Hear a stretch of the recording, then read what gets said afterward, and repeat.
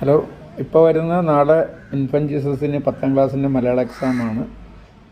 ഒന്ന് രണ്ട് ആൻസറിന് വിശദീകരണം വേണമെന്ന് തോന്നിയതുകൊണ്ട് പറയുകയാണ്. അതിൽ പ്രധാനപ്പെട്ടായിട്ട് പറയാനുള്ളത്, തച്ചൻ്റെ മകളുടെ പാഠത്തിന് നമ്മൾ ഫുൾ പോയും പഠിച്ചു തീർന്നതാണ്. പക്ഷേ സ്കൂൾ സെലക്റ്റീവായിട്ട് 16 ചോദ്യങ്ങളിൽ ചെന്നെത്തിയിട്ടുണ്ട്. അതിൽ പ്രധാനപ്പെട്ട ഒരു ചോദ്യം എന്ന് പറയുന്നത് തച്ചൻ്റെ ശില്പനിർമ്മാണ മികവിൻ്റെ അടയാളങ്ങൾ. അതായത് തച്ചന് നമ്മളിപ്പോൾ അത്യുന്നതനായ ഒരു ശില്പി എന്നൊക്കെ വിശേഷിപ്പിക്കുന്നുണ്ടെങ്കിലും അദ്ദേഹത്തിൻ്റെ ശില്പനിർമ്മാണ വൈദഗ്ധ്യം എന്തുമാത്രം ഉണ്ടെന്നറിയേണ്ട ഒരു സാധ്യത കൂടിയുണ്ട്.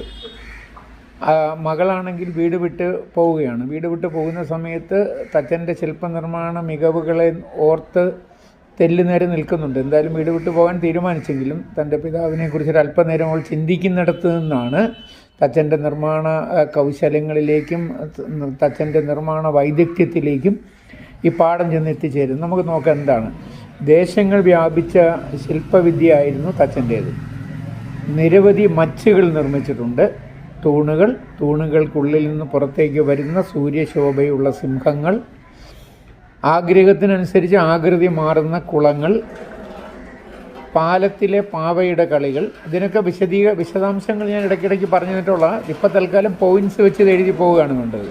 വാതിലിൻ്റെ കോണിൽ തൊടുമ്പോൾ തുരങ്കം തുറക്കുന്നത്, കാലമർത്തുമ്പോൾ ആറിൽ നിന്ന് വെള്ളം സമുദ്രത്തിലേക്ക് പോയി ഒഴുകുന്നത്, അതുപോലെ തന്നെയാണ് തടിയിൽ താമരകൾ വിരിയുന്നതും വണ്ടുകൾ മൂളിപ്പറന്നെത്തുന്നതും തച്ചൻ്റെ ശ്രേഷ്ഠ നിർമ്മിതികളുടെ ഭാഗമാണ്.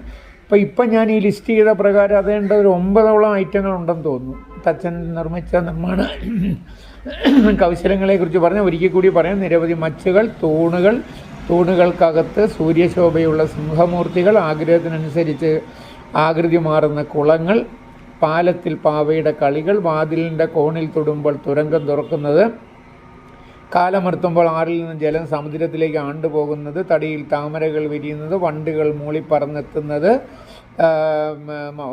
തുടങ്ങി അച്ഛൻ്റെ ശ്രേഷ്ഠ നിർമ്മിതി. പിന്നെ നിങ്ങൾ എഴുതിയാൽ തെറ്റിക്കാൻ സാധ്യതയുള്ളതുകൊണ്ട് ഒഴിവാക്കുന്ന 1-2 പ്രധാനപ്പെട്ട ഒരെണ്ണം കൂടെ ആഡ് ചെയ്യുന്നുണ്ട്. തച്ചൻ്റെ സഹോദരനായ അഗ്നിഹോത്രിക്ക്, അതൊക്കെ എഴുതുമ്പോൾ തെറ്റ് വരാൻ ഇടയുണ്ട്. അഗ്നിഹോത്രി എന്നൊക്കെ എഴുതേണ്ടതുണ്ട്. അഗ്നിഹോത്രിക്ക് ഏകദൈവതം ചൊല്ലിക്കൊടുത്തത് തച്ചനാണ്.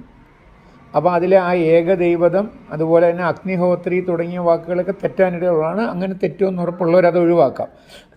ബാക്കി ഞാൻ പറഞ്ഞ 9-10 പോയിൻറ്റുകൾ ആഡ് ചെയ്താലും മതി. എഴുതാൻ ധൈര്യമുള്ള, തെറ്റ് കുറവുള്ള ആളുകൾ മാത്രമേ ഈ പറഞ്ഞ എഴുതാൻ പാടുള്ളൂ. തച്ചൻ്റെ സഹോദരനായ അഗ്നിഹോത്രിക്ക് ഏകദൈവതം ചൊല്ലിക്കൊടുത്തതും തച്ചനാണ്. ഇതെല്ലാം ഓർത്തുകൊണ്ടാണ് വീട് വിട്ട് പോകാൻ നിൽക്കുന്ന മകളുടെ ഓർമ്മയിലേക്ക് ഇതെല്ലാം വരുന്നത്.